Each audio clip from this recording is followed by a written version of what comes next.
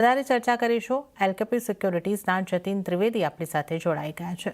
Good morning જતીનજી, સ્વાગત છે આપનું. અને રૂપિયાને આપણે જે રીતે જોઈ રહ્યા છે, જે રીતે આપણે અહીંયા આગળથી ઉલ્લેખ કર્યો, 27 ફેબ્રુઆરીથી લઈને અત્યાર સુધીમાં 5 રૂપિયા જેટલી આપણને રૂપિયાની અંદર નરમાશ આવતી જોવા મળી રહી છે અને આપણે રેકોર્ડ નીચલા સ્તર સ્પર્શી રહ્યા છે રૂપિયામાં. હવે લગભગ 96ના આસપાસ રૂપિયો પહોંચી ચૂક્યો છે.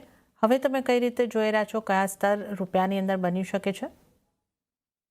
જના જો આપણે હર વખતે આપણે આ ડિસ્કસમાં ઇમ્પોર્ટન્સલી નોટ કરીએ છીએ કે રૂપિયો જે છે ક્યાંય ને ક્યાંય નરમાશના તરફ જ ટ્રેડ કરતો જોવા મળી રહ્યો છે. 94 થી લઈને 96ની જે જર્ની રહી છે, લોઅર સાઈડ પર એ કન્ટિન્યુઅસ રહી છે. અ, પરિબળો આપણને પણ ખબર છે કે જે હિસાબથી એફઆઈએસના આઉટફ્લો ચાલી રહ્યા છે અને જે હિસાબથી crude oil price higher levels પર સસ્ટેન થઈ રહ્યું છે, એના કારણથી આ મુખ્ય કારણથી રૂપિયા પર દબાણ છે. હવે લેવલ વાઇઝ જે રીતે તમે પૂછ્યું કે 96 અને 96ના બિયોન્ડ શું થશે, તો મારા હિસાબથી જો 96 એક સાયકોલોજીકલ નંબર જરૂર છે, બટ ક્યાંય ને ક્યાંય 96ના પછી તમને 9640, 9650 સુધીના પણ લેવલ્સ જોવા મળી શકે છે. અગર જો આ યુએસ ને ઈરાન વચ્ચેનું સોલ્યુશન જલ્દી નથી આવતું તો.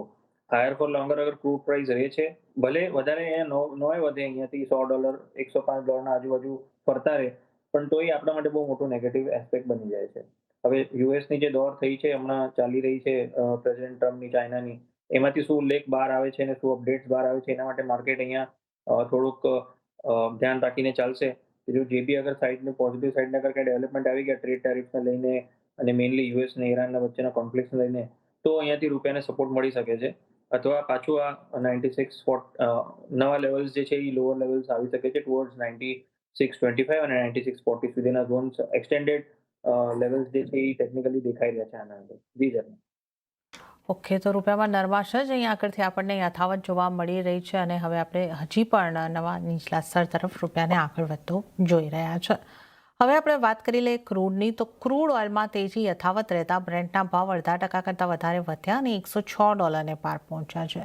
નાયમેક્સ ક્રૂડમાં પણ અડધા ટકા કરતાં વધારેની તેજી અને $101 પાર કારોબાર જોવા મળી રહ્યો છે. બજારની નજર હવે યુએસ અને ચાઇના વચ્ચેની બેઠક પર છે. તો બીજી તરફ EIA મુજબ પહેલા ત્રિમાસિકમાં સ્ટ્રેટ ઓફ હોર્મુઝમાંથી ક્રૂડના ફ્લોમાં લગભગ 6 MMBDનો ઘટાડો થયો છે. જતીનજી, ક્રૂડને આપણે જે રીતે જોઈ રહ્યા છે, મજબૂતી તરફ જ કામકાજ થતું જોવા મળી રહ્યું છે, પણ એક મોટા ઉછાળા બાદ નાના દાયરામાં કારોબાર થતો દેખાઈ રહ્યો છે.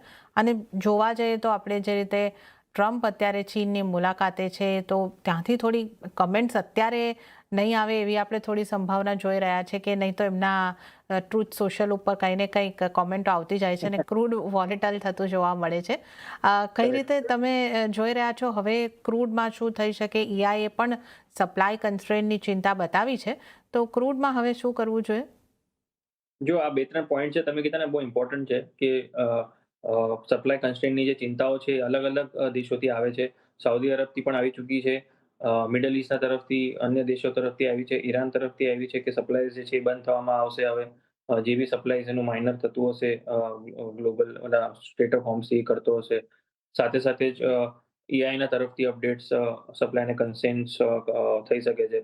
અને મેઇનલી જે તમે પોઈન્ટ કર્યો ને, એવું રાઇટલી પોઈન્ટ કર્યું કે હમણાં યુએસ પ્રેસિડેન્ટ ડોનાલ્ડ ટ્રમ્પના તરફથી કોઈ બી નવા પોસ્ટ એવા તો નહીં આવે જે એકદમથી આપણને કંઈક શોક કે સરપ્રાઈઝ આપી દે. કેમ કે હમણાં ત્યાં મીટિંગમાં રહેશે, તો પ્રોબેબલી ઈ જ છે કે આ પોતાના મીટિંગનું બધું ચાઇનાની દોર વારો જે છે એ ત્યાંથી પતાવીને પાછા પોતાના દેશમાં જશે, યુએસમાં. એના પછી તરત જ કંઈ એક્સપેક્ટ કરી શકે છે. તો મોસ્ટલી આ સોમવારના દિવસે આપણને આ બધી વસ્તુઓનું પાછું ઈ વોલેટિલિટી ને ટ્રેન્ડિંગ ને આ બધી વસ્તુઓ જોવા મળશે. આજે ને કાલે આઈ થિંક માર્કેટ ખાલી ઈ પચાવવાનું કોશિશ કરશે કે શું આવી શકે છે એના અંદર, એન્ટિસિપેટ કરશે હમણાં. હવે એન્ટિસિપેશનનું ફાઇનલાઇઝ શું થાય છે એ સોમવારે જ ખબર પડશે. તો એઝ ઓફ નાઉ ક્રૂડનું માર્કેટના માટે રેન્જ વોલેટિલિટી દેખાઈ રહી છે મને 1 થી 2 દિવસના માટે.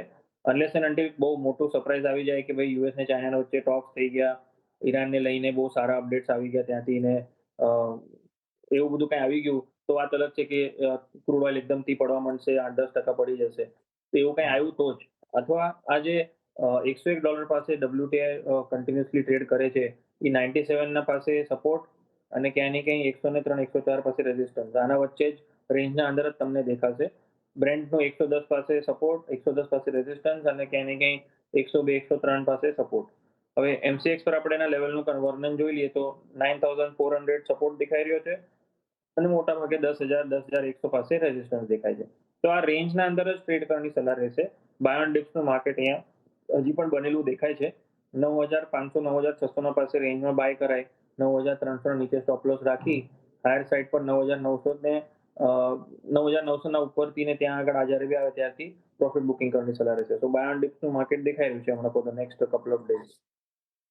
હમણાં થોડા દિવસ એક રેન્જની અંદર કારોબાર થઈ રહ્યો છે, પણ બાય ડિપ્સ કરીને તમે અહીં આગળથી ચાલી શકો છો. તો એમસીએક્સના લેવલ્સની આપણે વાત કરી લઈએ. 300નો સ્ટોપલોસ રાખીને તમે ઘટાડે ખરીદી કરીને ચાલી શકો છો અને 9,900 અને એની ઉપરના ટાર્ગેટ તમને ક્રૂડની અંદર બનતા જોવા મળી શકે છે. તો ક્રૂડમાં બાય ડિપ્સ કરીને ચાલી શકો છો. વાત નેચરલ ગેસની કરી લઈએ તો શરૂઆતી કારોબારમાં સ્થાનિક બજારમાં નેચરલ ગેસની કિંમતોમાં થોડી મજબૂતી હવે આપણને આવતી જોવા મળી રહી છે. શરૂઆત થોડી નરમા સાથે હતી, 1% મજબૂતી જોવા મળી રહી છે અને 277 પર કામકાજ થતું જોવા મળી રહ્યું છે નેચરલ ગેસમાં. જતીનજી, નેચરલ ગેસને કઈ રીતે તમે જુઓ છો અને નેચરલ ગેસમાં હવે આ લેવલથી કઈ રીતે તમારી સલાહ બનશે? નેચરલ ગેસ આમ થોડુંક પોઝિટિવના સાઈડ સંકેતો આપી રહ્યો છે. છેલ્લા 1-2 દિવસથી જોઈએ તો બાઉન્સ બેક આવી જાય છે એના અંદર. સો મોરલેસ 270ના સ્ટ્રોંગ સપોર્ટ દેખાઈ રહ્યા છે હમણાં ચાર્ટ્સ પર. વોલેટિલિટી તો બહુ હાઈએસ્ટ રહી છે આના અંદર. સો સ્ટ્રિક્ટલી સ્ટોપ લોસને ફોલો કરીને જ ચાલવાનું. અને હાયર સાઈડ પર 285 થી 290 સુધીના ટાર્ગેટ્સ લઈને ચાલી શકાય છે. 276 277 ના રેન્જમાં કમ્ફર્ટ છે બાઇંગ માટે, અને કોઈની જો પોઝિશન હોય બાઇંગ સાઈડની તો અહીંયા સ્ટોપ લોસ 270 નો રેકમેન્ડેડ રહેશે. ઇન કેસ જો કોઈ શોર્ટ સેલ કરીને ઊભું છે તો સ્ટોપ લોસ સ્ટ્રિક્ટલી અહીંયા ફોલો કરવાનું છે 290 નો. જો 290 ના ઉપર અગર ટ્રેડ કરવા માંડે છે પાછો તો 310 315 આવા ઝોન્સના તરફ જવાની તૈયારી થઈ શકે છે નેચરલ ગેસની. ઓકે, તો નેચરલ ગેસમાં તમે કઈ રીતે કારોબાર કરી શકો છો એની આપણે અહીંયા આગળથી વાત કરી. તો નેચરલ ગેસ માટે નથી પોઝિશન બાય ડિપ્સ કરીને ચાલી શકો છો. 270ના સ્ટોપલોસ અને 290ના ટાર્ગેટ તો તમને બનતા જોવા મળી શકે છે. તો આ નેચરલ ગેસ માટે સલાહ બની રહી છે. તો ક્રૂડ અને નેચરલ ગેસની આપણે ચર્ચા કરી અને આ સાથે હાલ સમય થઈ રહ્યો છે એક નાનકડો બ્રેક લેવાનો. લઈશું બ્રેક અને બ્રેક બાદ જતીન ત્રિવેદી સાથે સોના ચાંદી તેમજ અન્ય કોમોડિટીઝની ચર્ચામાં આગળ વધીશું.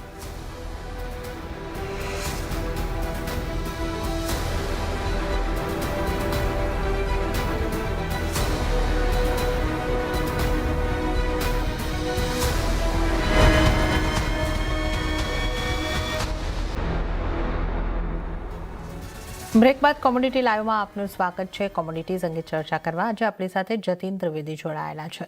સોનાના કારોબારની આપણે વાત કરીશું. તો ગઈકાલની જોરદાર તેજી બાદ આજે સોનામાં ઉપલા સ્તરેથી દબાણ આવતું જોવા મળ્યું. સ્થાનિક બજારમાં જો આપણે વાત કરીએ અત્યારે આપણે થોડી પોઝિટિવિટી ફરીથી આવતા જોઈ રહ્યા છે. 5% 1,62,696 ઉપર કામકાજ થતું જોવા મળી રહ્યું છે. જ્યારે કોમેક્સની વાત કરીએ તો 4700ની નીચેના સ્તર અહીંયા આગળથી જોવા મળી રહ્યા છે. અહીંયા અમેરિકામાં વધુ મોંઘવારીથી ઊંચા દરની અપેક્ષાઓ થી મજબૂતી આપણને સોનાની અંદર આવતી થોડી જોવા મળી રહી છે. તો આ એક ઇમ્પેક્ટ સોનાની ઉપર આવી રહી છે. હવે જતીનજી, અહીંયા આગળ આપણે જ્યારે સોનાની વાત કરી રહ્યા છીએ, ગઈકાલે જે ઇમ્પોર્ટ ડ્યુટી વધારાનો એક નીચક રિએક્શન આપણને MCX ગોલ્ડ પર આવતું દેખાયું અને મોટો ઉછાળો હતો. કાલે કોમેક્સ કરતાં આપણું MCX ગોલ્ડમાં વધારે મજબૂતી આપણને આવતી જોવા મળી હતી. આજે સિમિલર બંને કામ કરી રહ્યા છે. તો આ વન ટાઈમ ઇમ્પેક્ટ સોના ઉપર ઇમ્પોર્ટ ડ્યુટીની આવી છે, કઈ રીતે હવે જોવું જોઈએ? સોનામાં હવે તમે કયા સ્તર જોઈ રહ્યા છો? બ્રાઇટલી પોઇન્ટેડ કે આ વન ટાઈમ ઇવેન્ટના હિસાબે છે, કેમ કે એક એડજસ્ટમેન્ટ છે કે જે ઇન્ટરેસ્ટ રેટ જે ડ્યુટી વધાવી જે છે સોના પર, એ ક્યાંય ને ક્યાંય એનું એડજસ્ટમેન્ટ જે થવાનું હતું એ કાલના દિવસે આપણે જોયું એનું 9% જે ડ્યુટી વધી છે, 6% અને additional 3% on the agriculture cess. તો એ 6% નો આપણને અહીંયા આગળ એનો કોન્ટ્રાક્ચ્યુઅલ બેસિસ પર જે અનફોલ્ડ થાય છે MCX પર, એનું આપણને જોવા મળ્યું છે. તો 6% નું એડજસ્ટમેન્ટ થઈ ગયું. હવે ફંડામેન્ટલ્સ અને જે ગ્લોબલ અનસર્ટિનિટી જે છે એના પાછળ જ ગોલ્ડનું પાછું તમને મુવમેન્ટ દેખાશે. અને જે હિસાબથી કોમેક્સ થોડુંક હાયર લેવલ્સ પર હમણાં હોલ્ડ કરી રહ્યું છે, 4650ના ઝોન્સ હમણાં એક ઇમ્પોર્ટન્ટ સપોર્ટના હિસાબે માનીને ચાલવું જોઈએ આપણે સોનાના અંદર. ત્યાં સુધી મને લાગે છે કે કારોબાર જે છે ક્યાંય ને ક્યાંય થોડોક બાય ઓન ડિપ્સના જેવું દેખાઈ રહ્યું છે. અને for the next couple of days હજી અહીંયા રેન્જ બાઉન્ડ કારોબાર જ રહી શકે છે સોનાના અંદર, કેમ કે જે હિસાબથી યુએસના દોર પર ચાઇનાના દોર પર જે યુએસના પ્રેસિડેન્ટ ગયા છે, તો ત્યાંથી જેવા અપડેટ્સ આવશે અને જે બી એના ત્યાંથી અનફોલ્ડ થશે ટેરિફને લઈને કે વોરના ફ્રન્ટ પર અગર કંઈ આવી જાય છે તો આના અંદર કંઈ આપણને હજી નવા ડેવલપમેન્ટ્સ અને એક્સ્ટ્રા વોલેટિલિટી જોવા મળશે. ગઈકાલના દિવસ પર આપણે જોવા જઈએ ને ઝરના, તો ગોલ્ડનું માર્કેટ સાઇડવેઝ જ હતું કમ્પેર્ડ ટુ અધર વોલેટિલિટી જે બીજા બધા એસેટ્સમાં હતી, કેમ કે ગોલ્ડનું માર્કેટ હવે પાર્ટિસિપન્ટ્સ જ વેટ કરે છે કે ત્યાંથી ડેવલપમેન્ટ શું આવે છે. એમસીએક્સ પર એનું લેવલ્સમાં આપણે વાત કરી લઈએ તો 1,60,000 આ બહુ એક ઇમ્પોર્ટન્ટ સપોર્ટ ઝોન છે. હવે જો 1,60,000 ના નીચે આપણે અગર સ્લીપ થઈ જશું તો ટુવર્ડ્સ 158, 155 પાછું આપણને જોવા મળી શકે છે, કેમ કે જેવી રીતે મેં કીધું કોમેક્સ પર 4650 ઇમ્પોર્ટન્ટ સપોર્ટ ઝોન છે. હાયર સાઇડ પર 1,63,500 એક ઇમ્પોર્ટન્ટ રેઝિસ્ટન્સ પણ છે હમણાં. તો 1,62,000 આજુબાજુ જેટલું મળશે એટલું અહીંયા રિસ્ક રિવોર્ડ ફેવરેબલ રહેશે, કેમ કે હાયર સાઇડ પર 1,63,500 અને 1,63,000 1,63,500 અને 1,64,000 આ તમારા ટાર્ગેટ રહેશે ઉપરના. તો 1,62,000 ના નજીક અને 1,61,500 ને 1,62,000 ના વચ્ચે બાઇંગ કરીને ચાલશો તો રિસ્ક રિવોર્ડ ફેવરેબલ છે અહીંયા. સ્ટોપ લોસ તમારું 1,60,000 ના નીચે રાખવું જોઈએ. 2 દિવસ માટે હજી સાઇડવેઝ અને રેન્જ ટ્રેડ દેખાઈ રહ્યું છે. સોમવારથી આના અંદર મને લાગે છે નવું ટ્રેન્ડ જે છે તમને જોવા મળી શકે છે, ડિપેન્ડિંગ અપોન શું આઉટકમ આવે છે ત્યાં આગળથી. ઓકે, તો આ 2 દિવસના દરમિયાન તમે અહીં આગળથી બાય કરીને કે બાય ડિપ્સ કરીને ચાલી શકો છો. તો 1,60,000નો સ્ટોપ લોસ તમારે ધ્યાને રાખવાનો રહેશે અને 1,63,500 અને 1,64,000 સુધીના ટાર્ગેટ માટે સોનામાં ખરીદી કરીને આ 1-2 દિવસ જ્યાંથી ચાઇના યુએસ વચ્ચેનું આઉટકમ આવે ત્યાં સુધી એક વ્યૂ તમે રાખીને ચાલી શકો છો. હવે આપણે વાત કરી લઈએ સિલ્વરની. તો સોનાની સાથે સાથે ચાંદીમાં પણ નરમાશ આવતી જોવા મળી છે અને સ્થાનિક બજારમાં કિંમતો આશરે 1% કરતાં વધારે તૂટતી જોવા મળી હતી. અત્યારે આપણે જોઈએ તો ત્યાંથી થોડી રિકવરી, અત્યારે 0.42%નું દબાણ 2,98,967 ઉપર આપણે ચાંદીને કામકાજ કરતી જોઈ રહ્યા છે અને ઇન્ટરનેશનલ માર્કેટમાં કોમેક્સ સિલ્વર $87 આસપાસ. તો અહીંયા આગળ આપણે વાત કરીએ ખાસ કરીને ચાંદીની, તો ચાંદીમાં જતીનજી દબાણ બનતું દેખાઈ રહ્યું છે અને અહીંયા પણ ગઈકાલે જે મોટો ઘટાડો હતો, આજે ઓછો ઘટાડો છે. કઈ રીતે તમે જોઈ રહ્યા છો ચાંદીમાં અને અહીંયા તમારી સલાહ કઈ રીતની બનશે? ગઈકાલે એક સ્ટ્રોંગ રેલી આપણે જોઈ છે ચાંદીના અંદર, કેમ કે ચાંદી ખાલી 6% નું એડજસ્ટમેન્ટ તો થયું હતું, પણ 6% ના બાદ કોમેક્સમાં પણ સિલ્વરે હજી રેલી દેખાડી હતી, કેમ કે 8650 થી લઈને 88 સુધીની જર્ની આપણે ચાંદીના અંદર જોઈ હતી. 6% પછી હજી આપણે 1-1.5% હજી રેલી જોઈ હતી ચાંદીના અંદર, જે એને 3,02,000 સુધી ઓલમોસ્ટ લઈને ગઈ હતી. તો હવે 3 લાખના આજુબાજુનો લેવલ જે છે કે એને કંઈ થોડુંક પ્રોફિટ બુકિંગ જેવું બની શકે છે, કેમ કે જે લોકોએ 2,60,000, 2,50,000, 2,25,000 જેવી એક સારો લેવલ્સ નીચેનો જોયો હશે, હોલ્ડ કર્યા પણ હશે, તો ત્યાં આગળથી 3 લાખ પાસે પ્રોફિટ બુકિંગ દેખાઈ શકે છે. અને કોમેક્સ પણ ક્યાંય ને ક્યાંય સાયકોલોજીકલી $90 ના આજુબાજુ આવ્યું છે. $60 થી $90 એક સારો અમથું 50%ની ઓલરેડી એક જમ્પ જોઈ ચૂક્યા આપણે છેલ્લા 2-3 મહિનાના અંદર, જ્યાં આપણે ફેબ્રુઆરીમાં આપણે એક લોએસ્ટ પોઈન્ટ પર હતા ફેબ્રુઆરી-માર્ચમાં, અને ત્યારબાદ જે હવે રેલી જોઈ છે આપણે છેલ્લા 1.5-2 મહિનામાં, તો almost 50% is not bad from the lower levels. તો વ્યાજબી છે કે થોડું અહીંયાથી પ્રોફિટ બુકિંગ પણ આવી જાય તો વાંધો નહીં. અરાઉન્ડ $80, $75 સુધી પણ અગર જો ચાંદી સ્લીપ થઈ જાય છે તો એ પણ એક હેલ્ધી કરેક્શન જ માનીને ચાલીશું. એ આ પણ ડિપેન્ડ કરશે કે જેટલું ત્યાંનું અપડેટ્સ આવે છે એના ઉપર ડિપેન્ડ કરશે. પાછું એ જ થઈ જાય છે ચર્ચા કે ચાંદીની ચાલ જે છે ડિપેન્ડન્ટ રહેશે કે કેવા ગ્લોબલ માર્કેટ્સના ડેવલપમેન્ટ શેપ થાય છે બિટવીન યુએસ ઇરાન અને US China. Centre of the focal point એ જ છે કે યુએસનો અપડેટ્સ કેવા રહે છે. તો લેવલ વાઇઝ અગર આપણે જોવા જઈએ ઝરના, તો $90 પાસે એક મેજર રેઝિસ્ટન્સ છે હમણાં, અને 84-85 પાસે મેજર સપોર્ટ છે. તો for the next couple of days આ $4-5 રેન્જમાં રહેશે. પહેલી વાત એ થઈ ગઈ. એમસીએક્સ જે છે ક્યાંય ને ક્યાંય 2,88,000 on the lower and maximum અને 3,05,000 on the higher and maximum. તો આ ક્યાંય ને ક્યાંય 12-15,000નું જે રેન્જ જે છે એ ચાંદીના અંદર રહી શકે છે maximum for the next 2 days. તો સોમવારથી શું થશે એ ડેવલપમેન્ટ ઉપર ડિપેન્ડ કરશે. આઈધર સાઇડ જ્યાં બી બ્રેક થાય ચાંદીનું માર્કેટ 3,05,000 ના ઉપર કે પછી 2,80,000 ના નીચે, 2,85,000 ના નીચે, ત્યારબાદ એના અંદર એક સ્ટ્રોંગ ટ્રેન્ડ જોવા મળી શકે છે ડિપેન્ડિંગ અપોન જે ડેવલપમેન્ટ થાય છે. તો ના હમણાં આના અંદર બાઇંગનો હું લેવલ આપી શકું છું કે ના સેલિંગનો. જેટલું નજીક આપણને જે મેં લેવલ્સ આપ્યા છે સપોર્ટ અને રેઝિસ્ટન્સના, એના નજીક મળે ત્યારે તમે એના અંદર બાય કાં તો સેલ કરીને ચાલી શકો છો.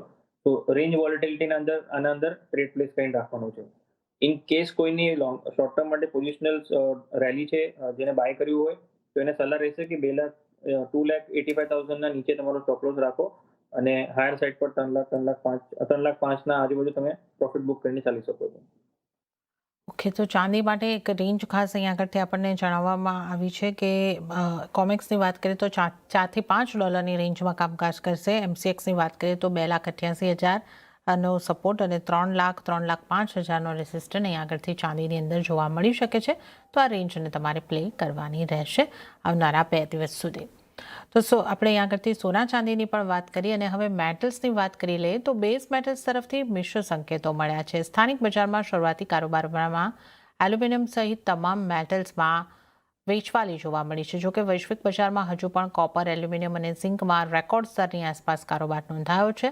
અહીંયા ઓછી સપ્લાયને કારણે ટૂંકા ગાળે ચિંતા બની રહી છે. સાથે ચાઇના તરફથી મજબૂત મેન્યુફેક્ચરિંગ આંકડાઓને કારણે કિંમતોમાં ઉછાળો જોવા મળી રહ્યો છે. જતીનજી, MCX પર આજે આપણે જોઈએ તો એલ્યુમિનિયમ, કોપર આ બધામાં એક દબાણ દેખાઈ રહ્યું છે અને ઝિંક 1% જેવી મજબૂતી સાથે કામ કરી રહ્યું છે. કાલે સારી મજબૂતી આપણને મેટલ્સમાં દેખાઈ, તો આ એક પ્રોફિટ બુકિંગ જેવી સ્થિતિ છે. કઈ રીતે જોઈ રહ્યા છો અને તમારી સલાહ કેવી રીતની બનશે?